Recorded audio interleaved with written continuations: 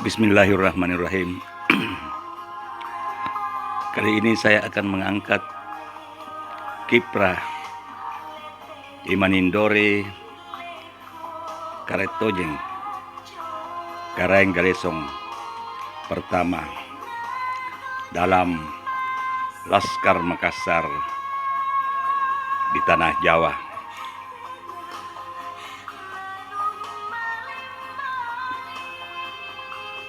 Pada hari Jumat, tanggal 18 November tahun 1667 Masehi, tercapailah suatu perjanjian perdamaian antara pihak Belanda dan pihak Kerajaan Gorontalo di suatu tempat dekat Barombong yang dinamakan Bungaya.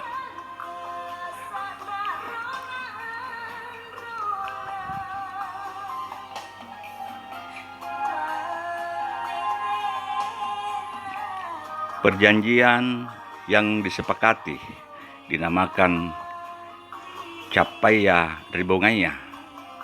Orang-orang Belanda menamakannya Het Bungayes Perdegret.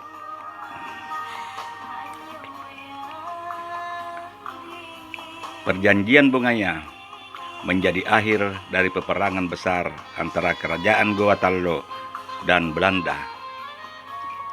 Namun, penandatanganan perjanjian itu banyak di antara tokoh Kerajaan Gorontalo yang menolak untuk tunduk.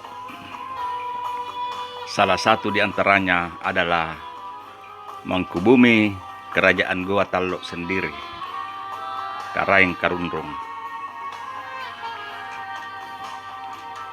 Barulah pada tanggal 27 Juni tahun 1669 Masehi, setelah ditandatangani perjanjian baru, perlawanan terhadap Belanda mulai hilang. Dalam perjanjian tersebut, Karaeng Karunrung juga ikut serta membubuhi tanda tangannya. Hilangnya perlawanan terhadap Belanda di Makassar tidak berarti bahwa pejuang Makassar tidak bersemangat lagi melakukan perlawanan. Ratusan armada berangkat dari Galesong menuju Pulau Jawa untuk meneruskan perlawanan terhadap Belanda. Salah satu armada besar yang bertolak ke Banten adalah Laskar Makassar yang dipimpin oleh Karaimbon Tomarannu. Ia pernah berkuasa di Buton, walaupun akhirnya tidak berhasil mempertahankan daerah ini.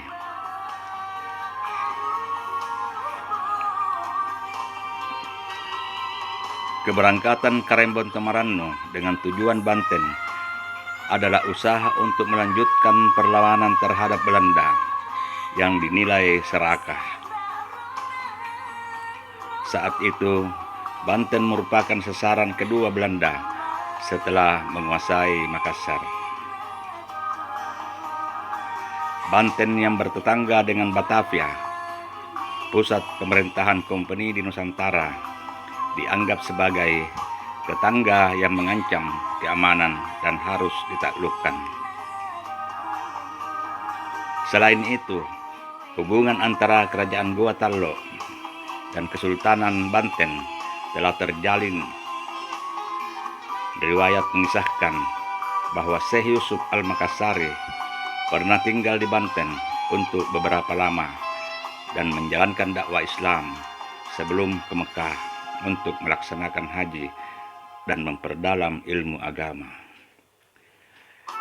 Adanya hubungan inilah yang memudahkan orang-orang Makassar datang ke sana. Laskar lain yang bertolak ke Jawa adalah armada yang dipimpin oleh Karanggalesong. Nama aslinya Imanindore Karetojeng, putra Sultan Hasanuddin dari istri keempatnya.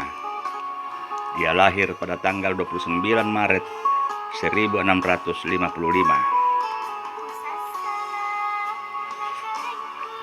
Sebelum hadir di Jawa Timur, Karenggalesong sebelumnya berada di Bima.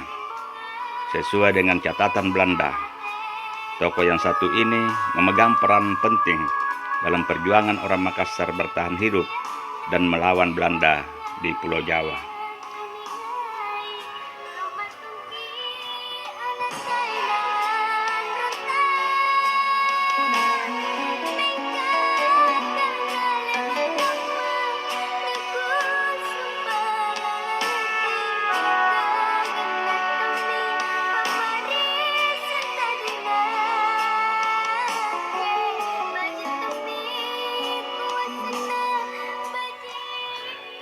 Kepergian Karenggalesong dari Makassar karena adanya silang pendapat antara pihak kerajaan Goa Tallo yang dipimpin oleh ayahnya sendiri dan Spelman dari pihak Belanda.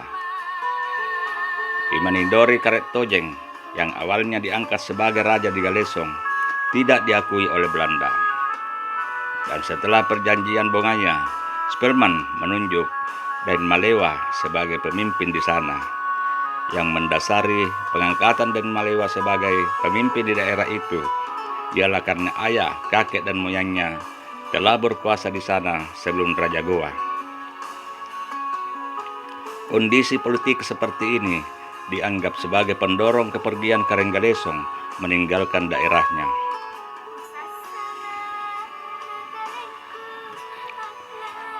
Karenggalesong membawa ratusan armada ikut dalam rombongan Kareng Tallo meninggal di Bima pada tanggal 16 Juni tahun 1673.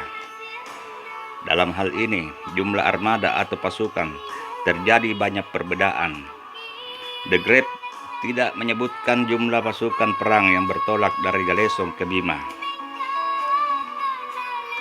Keberadaan dan pemberontakan yang dilakukan oleh Karenggalesong di Bima membuat kompeni yang berkedudukan di Batavia mengalihkan perhatiannya ke sini, sehingga Banten yang terancam akan diserang oleh Belanda dapat bernafas. Di Banten sendiri, aktivitas pasukan Makassar mulai memberatkan Sultan, hingga akhirnya mereka digunakan sebagai pekerja untuk membuat parit pertahanan. Namun lama-kelamaan Banten yang belum juga mendapatkan serangan dari Belanda kebingungan sendiri bagaimana mengurusi tamu-tamu mereka. Hingga banyaknya pertikaian yang terjadi antara orang Makassar dan Sultan. Laskar Makassar yang dipimpin Karain Bontomaranu meninggalkan daerah ini bertolak ke timur. Pada bulan September tahun 1674, Karain Bontomaranu tiba di Jepara dan berniat untuk memohon izin untuk mendapatkan tempat tinggal dan hidup dengan aman kepada Sunan atau Susuhunan Amangkurat I. Namun saat bertemu dengan Sri Baginda, permohonan tersebut ditolak mentah-mentah. Respon penolakan dari Amangkurat I ini berbeda dengan putra mahkotanya, Adipati Anom. Putra mahkota yang sebelumnya telah berkomplot dengan Trunajaya untuk menjatuhkan ayahnya dari puncak kekuasaan, malah memberikan tempat bagi Karain Bontomaranu dan 6.000 pasukannya di daerah timur Jawa. Akhirnya Karain Bontomaranu menetap di Demung, sekarang bernama Besuki. Laskar Makassar di Demung. Dari Jepara, kompeni mendapatkan informasi pada tanggal 15 September tahun 1674 Masehi bahwa Karenggalesong merencanakan serangan kedua untuk Bima. Kompeni yang telah memfokuskan perhatiannya pada gerak-gerik pasukan Makassar di Bima dari berbagai informasi yang mereka dapat. Orang-orang Makassar berencana merebut Bima. Karenggalesong akan menjadi raja di Bima. Adapun Karain Bontomaranu akan menjadi kepala pemerintahan dari kerajaan itu.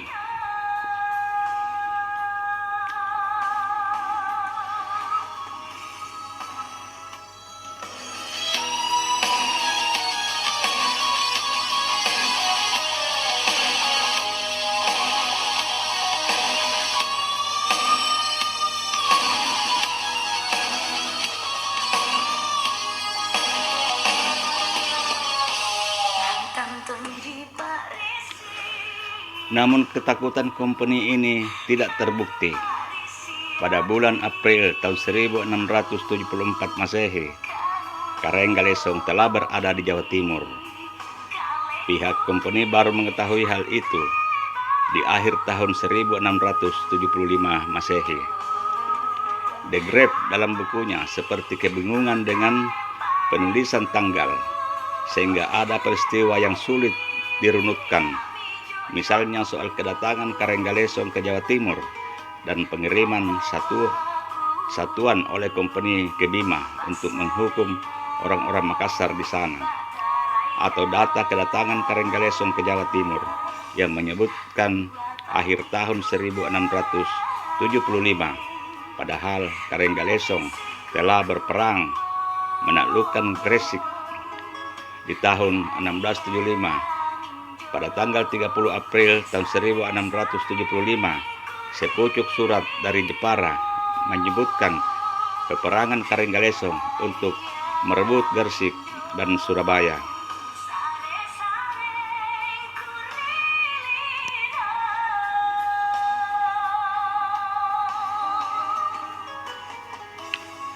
Karenggalesong dan Trunojaya.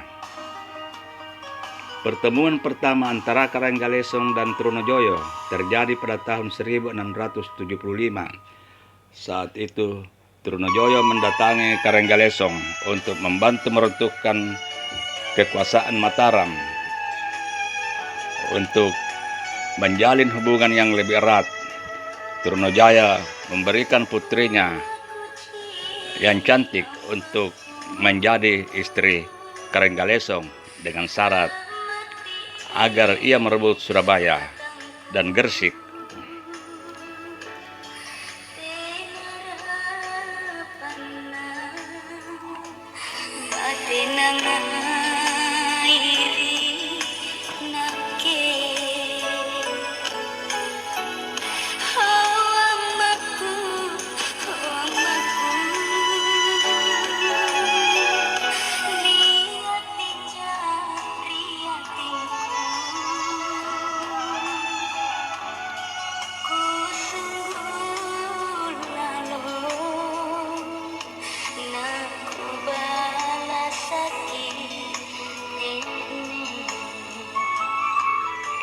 Pernikahan ini diperkirakan terjadi tahun 1675 atau tahun 1676 Masehi.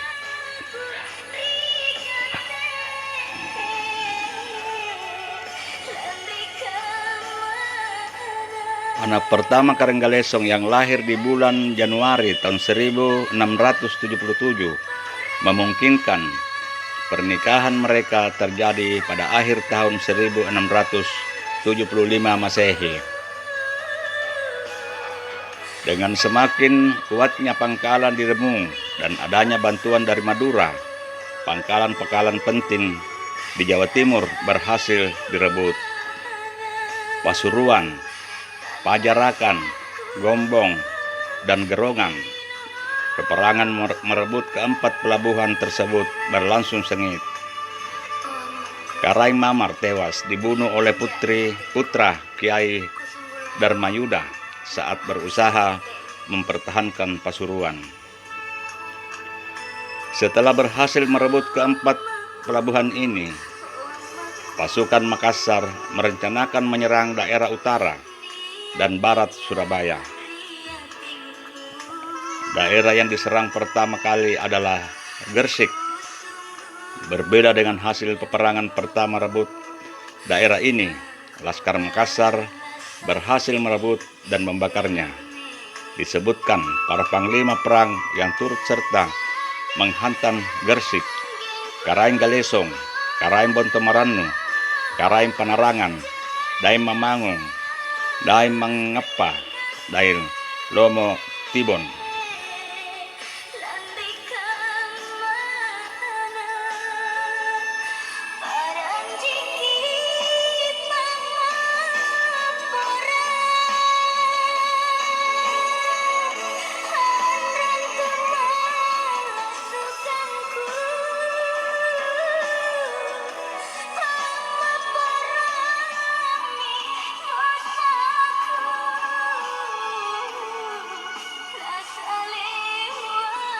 Setelah Gersik, Surabaya juga berhasil mereka bakar.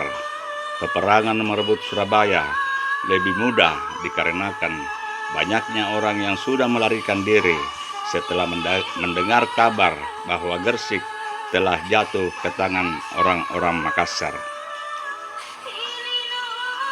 Akibat yang timbul dari kemenangan-kemenangan pasukan Makassar ini terasa hingga ke Jepara.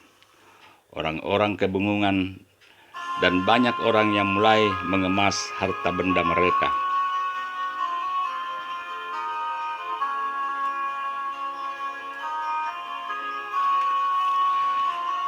Jawa dan Belanda melawan pasukan Makassar.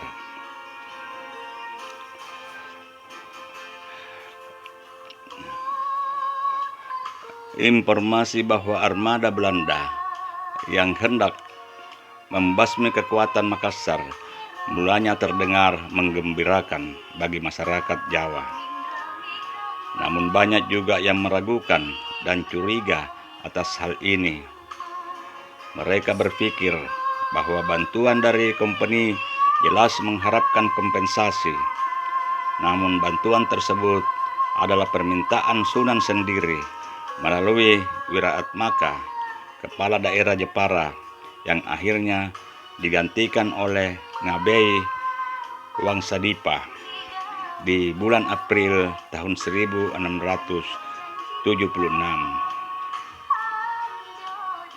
Armada Belanda diiringi oleh pasukan Mataram berangkat menghadapi pasukan Makassar, namun tak banyak hasil yang diraihnya.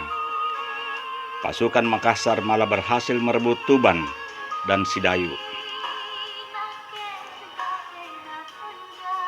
Hal ini membuat Sunan marah dan menyuruh semua orang Belanda pergi dan membawa barangnya. Kecurigaan terhadap bantuan Belanda untuk Jawa semakin memanas.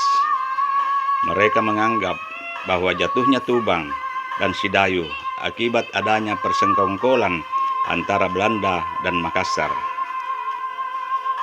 Di pertengahan bulan April, para perwakilan Jawa datang dan meminta agar loji Belanda dihancurkan. Mereka takut jangan sampai Belanda balik melukai mereka. Namun setelah berbagai perundingan, Cooper yang mewakili pemerintah kompeni menegaskan bahwa itikat mereka baik. Panji Karsula.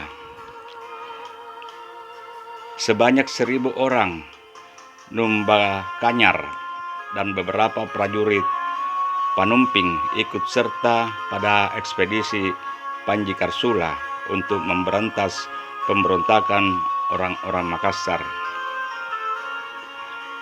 Armada Mataram ini dikawal oleh 3 panglima perang yang handal.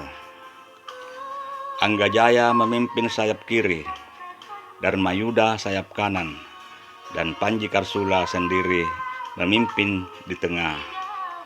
Jumlah pasukan 1.000 orang menurut Serat Kandah. Melalui Japan atau Mojokerto, mereka tiba di Demung. Di sini 2.000 orang Makassar berada di dalam benteng. Saat pasukan Mataram mulai mendekat, Karenggalesom membakar semangat pasukannya. Prajurit Makassar pantang menyerah, melawan dengan gigih mempertahankan benteng. Mereka dengan komando Karenggalesom. Setelah pertarungan hebat terjadi, Karenggalesom menarik mundur pasukannya masuk ke dalam hutan.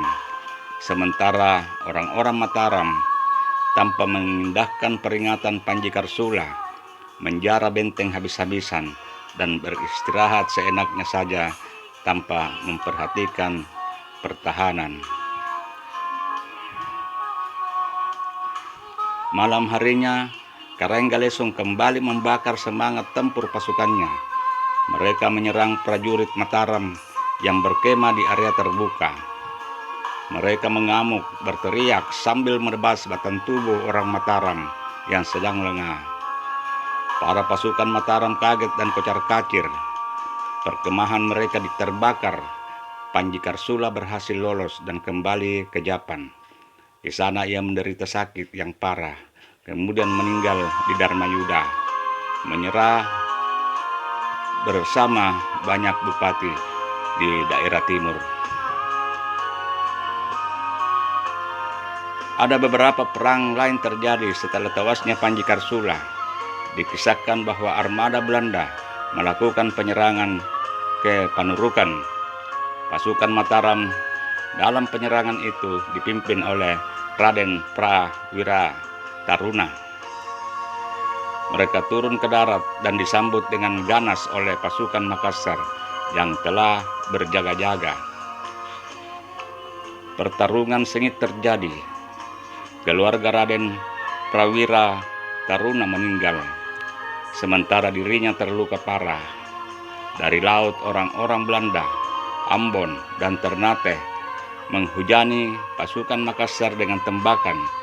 Banyak yang tewas, sisanya mundur ke titik pertahanan mereka. Pertempuran laut. Pertempuran selanjutnya terjadi di Paiton. Atas saran Bupati Suramenggala, pasukan Mataram mendarat di Paiton. Mereka meninggalkan kapal di pantai. Mendengar keberadaan pasukan Mataram di sini, prajurit Makassar segera berdatangan dengan perahu jukung kecil, dan tanpa berlagak mencurigakan, mereka membakar kapal-kapal yang sandar, sementara air laut sedang surut. Pertarungan fisik terjadi di darat. Orang-orang Jawa mempertahankan nyawa mereka dengan senjata seadanya. Di antara mereka banyak yang melarikan diri. Sementara itu, pemimpin pasukan Suramenggala dan Surawangsa tetap memberikan perlawanan yang gigih. Kapal-kapal mancanegara segera mendatangi perahu yang terbakar dan berusaha memadamkan api. Mereka menampung pasukan yang mulai terdesak oleh orang Makassar. Di atas kapal diadakan musyawarah kecil dan diputuskan untuk kembali ke Jepara melalui Surabaya. Mereka tidak berani untuk kembali ke Mataram dengan kekalahan yang mereka alami.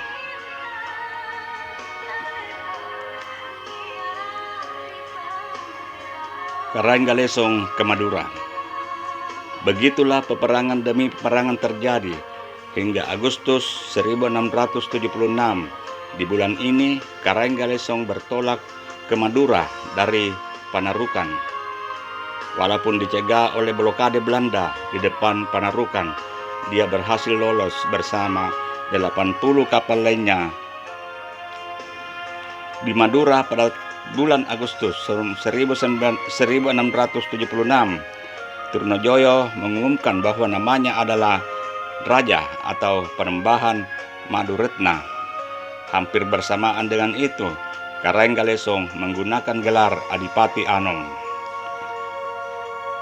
Kedua kekuatan ini semakin besar. Mereka mulai membangun rencana untuk menghantam Mataram. Kisah ini untuk membantu mengetahui kiprah Karangalesong yang mempertaruhkan kehidupan di tanah Jawa. Ada beberapa referensi yang dapat dijadikan rujukan, namun untuk sementara buku Runtuhnya Istana Mataram karangan H.J. de Graaf yang menceritakan kisah Karangalesong lebih rinci dibandingkan beberapa referensi lain yang kami temukan. Catatan yang Anda ikuti ini disusun dengan mentah-mentah tanpa mengikutsertakan beberapa analisis. Penulis persoalan kisah-kisah yang diceritakan buku tersebut. Insya Allah pada kesempatan lain kami akan memuat beberapa analisis persoalan penulisan kisah Karangalesong.